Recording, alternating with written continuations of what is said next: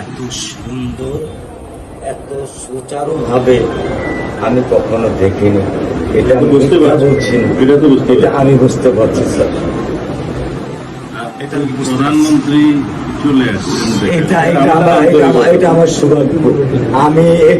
আমি সত্যিকার ভাবে স্যার আমি বলি, আমি এটা স্যার প্রত্যাশা করিনি যে আপনার মতো মানুষ আমার এই 10,000 টাকার একটা প্ল্যানে স্যার আপনি পা রাখবেন। কিন্তু এই বিশ্বাস ছিল যে আপনি আর 10 জন না, যে মানুষ ট্রাফিক সিগন্যালে দাঁড়িয়ে থাকে, নিয়ম মেনে চলে, সে মানুষকে বুঝতে স্যার আমার এইটুকু বয়সে স্যার যথেষ্ট স্যার। ইনশাআল্লাহ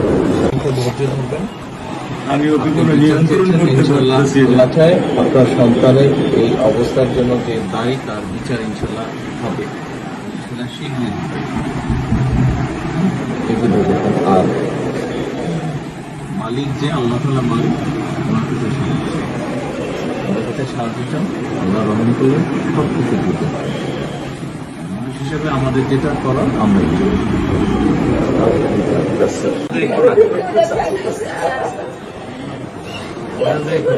আমি কি করে যাবেন কারণ জীবনে দৃশ্য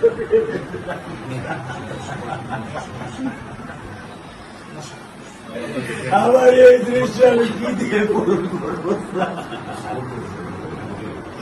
আমার মেয়ে শুক্রবারে নামাজ মসজিদে নামাজ পড়ে, আমি 3 ওয়াক্ত নামাজ বাসায় পড়ি স্যার, কারণ ও আমার সাথে নামাজ পড়তে পছন্দ করে। 2 ওয়াক্ত নামাজ আমি ওকে নিয়ে স্যার আমার বাসায় পড়ি স্যার। আল্লাহ আমি জানি না আল্লাহ তো আমার কোন পরীক্ষা করেছে, এই দুঃখ এই কষ্ট মৃত্যু ছাড়া আমার আর কোন শেষ নেই স্যার, আর কোন শেষ নেই স্যার।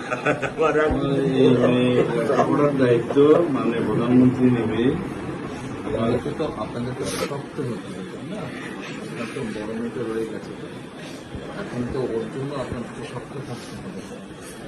স্যার সত্য কথা, আমি যখন ওকে ভ্যানে পাঠাই আমি খুব বল পাই। আমি কালকেও বলে দিছি যে আমি আর ভ্যানে দিব না, তুমি প্রতিদিন ওকে রিস্কায় নিয়ে যাবা, রিস্কায় করে নিয়ে আসবা। আমি ক্লান্ত স্যার, 10 বছর বয়স থেকে স্যার অবহেলা পেতে পেতে পেতে পেতে স্যার আমি আর নিতে পারতেছি না স্যার। আল্লাহ আমার ভাগ্যে দিচ্ছে, আমি কি করবো?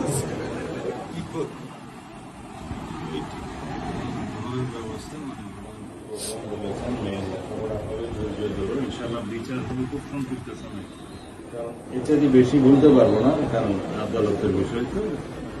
আমরা চার্জশিট দেবো ইনশাআল্লাহ এই 24 ঘন্টার মধ্যে। আমি সত্য কথা বলি, আমার